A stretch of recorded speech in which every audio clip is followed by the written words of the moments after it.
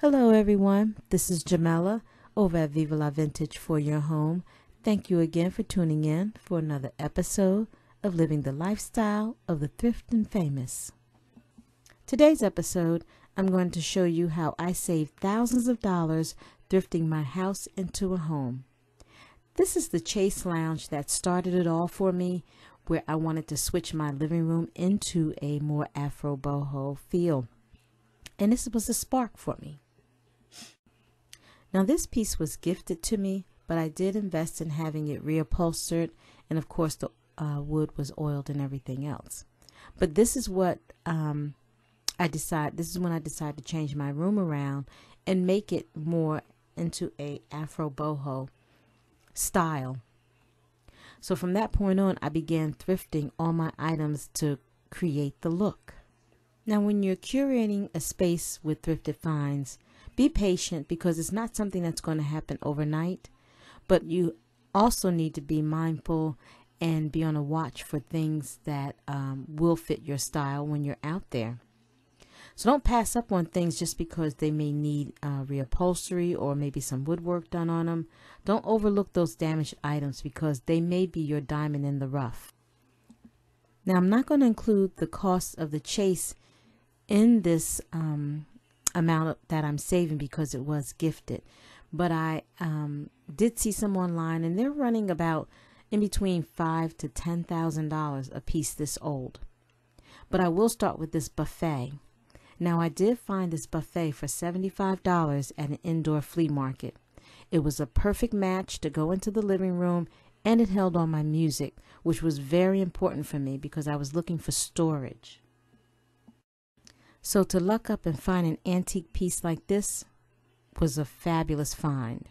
Now just say you were a designer and you were looking online for something like this. Well, I found one very similar and the cost was $1,000, a little over $1,000. Very expensive. Next up is my coffee table. I wanted a round coffee table and I stumbled on this at a Restore Habitat for just $40. Now, when I go online, I found one for $2,000.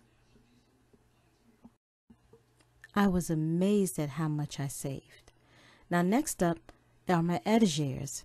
Now the brass one I bought at another flea market, which is where I bought the buffet, but 2 different times. And this one was $25. There were 2, but I only bought 1, and shame on me. And then I found this copper one for $40. But online, you can get a pair for $3,600 of the brass or a single one for $1,000. So you see how much I'm saving so far? Now let's talk about the additional seating that I have around the space. So this antique Empire chair set me back at about $150 with the cost of the upholstery and the fabric. But it blended so well into the living room with this sofa, I decided to keep it and invest in it.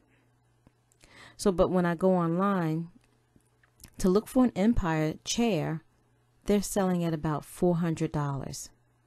This one looks very similar to the one that I have. I had been wanting another armchair to sit next to the Empire, and I stumbled across this English Anglo-Indian antique chair for just $10 at a thrift store. So it sits perfectly next to the chair, and I'm going to get that one reupholstered as well. But when I go online, these chairs are selling for $12.50. So amazing savings there. Now we all know how bar carts are trending, and this one I bought several years ago for about $80. It sits in the living room, which is great, and I use it to host all my vintage glassware and other bar items. But online to get one, you're going to pay $650. And this style of bar cart is very hard to find.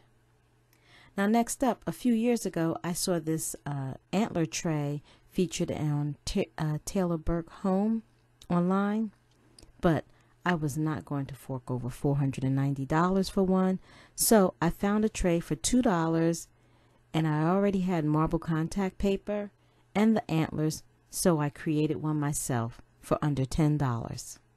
You can call it a knockoff, but having the look for less is the way to go. Now the bar cabinet was a family heirloom, but the swag light that's hanging over it was purchased at a thrift store for $25. I found a similar one online for $160. Not bad though. With a savings like that, it helped me splurge on a cowhide rug, which completed the look. So guys, you see how thrifting saved me thousands of dollars and allowed me the opportunity to splurge on certain items like the rug and also my juju hat. So I don't feel so guilty when I do splurge. But just keep in mind, when you're trying to thrift your house into a home, it can be done. And this is how my inspiration is to show you how you can do it. As they say, the proof is in the pudding. So this is my proof to show you that it's possible. Now you may have to DIY some things, but that'll be okay. But when you're out there, look for lamps and mirrors and vases and picture frames and all kind of fillers to create the cozy space that you want for your home. They're out there at all the thrift stores. Well, I think I've shown you enough and you get the point. So I hope you found this video helpful, and if you did, don't forget to like it and share it, and also leave me a comment. And don't forget to subscribe. Thank you again for watching, and happy hunting while you thrift your house into a home.